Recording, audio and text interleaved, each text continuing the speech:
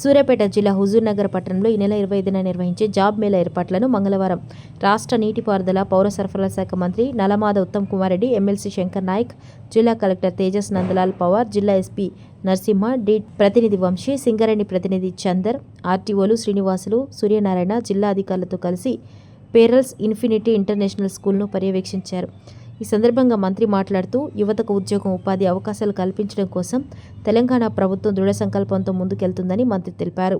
పరిశ్రమల శాఖ ఆధ్వర్యంలోని digital employment exchange of Telangana, Singareni calories వారి సహకారంతో హుజూర్నగర్లో ఈ నెల 25న దేశంలోనే భారీ జాబ్ మేళాను ఏర్పాటు చేస్తున్నామని, ఇప్పటికే 205 కంపెనీలు, 9,500 మంది అభ్యర్థులు రిజిస్ట్రేషన్ చేసుకున్నాయని తెలిపారు. ఉమ్మడి నల్గొండ జిల్లాలోని పరిశ్రమలు జాబ్ మేళాకు హాజరవ్వాలని వ్యక్తిగత ఆసక్తితో వారిని ఆహ్వానిస్తున్నామని మంత్రి అన్నారు.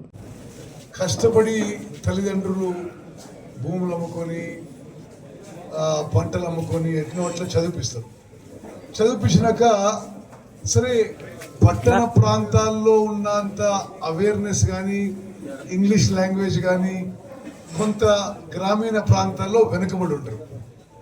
ఉద్యోగాలు తక్కువైనప్పుడు ప్రత్యేకంగా గ్రామీణ ప్రాంతాలు తీసి గ్రామీణ ప్రాంతంలో మన పిల్లలు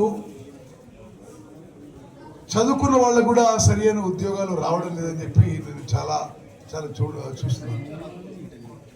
ఇది వేరే దేశాల్లో ఈ సమస్య ఇంత తీవ్రంగా ఉండదు. సుమారు అందరికీ ఏదోటి వాళ్ళ సమర్థత, వాళ్ళ చదువుకి అనుగుణంగా పని వస్తుంది. కానీ మన దేశంలో, మన రాష్ట్రంలో, మన సమాజంలో, మన ఊళ్ళల్లో ఇది చాలా తీవ్ర రూపం దాల్చిన విషయం కూడా మనందరం గమనిస్తున్నాం. నేను ఇప్పుడు ఒక 30 ఏళ్ళుగా ఈ ప్రాంత ప్రజాప్రతినిధిగా, 6 సార్లు ఎమ్మెల్యేగా, ఒకసారి ఎంపీగా, ఉమ్మడి ఆంధ్రప్రదేశ్లో మంత్రిగా, రాష్ట్ర కాంగ్రెస్ పార్టీ అధ్యక్షుడిగా, మళ్ళీ ఇప్పుడు ప్రత్యేక తెలంగాణలో మంత్రిగా, నాకు కూడా చాలా బాధ అనిపిస్తుంది.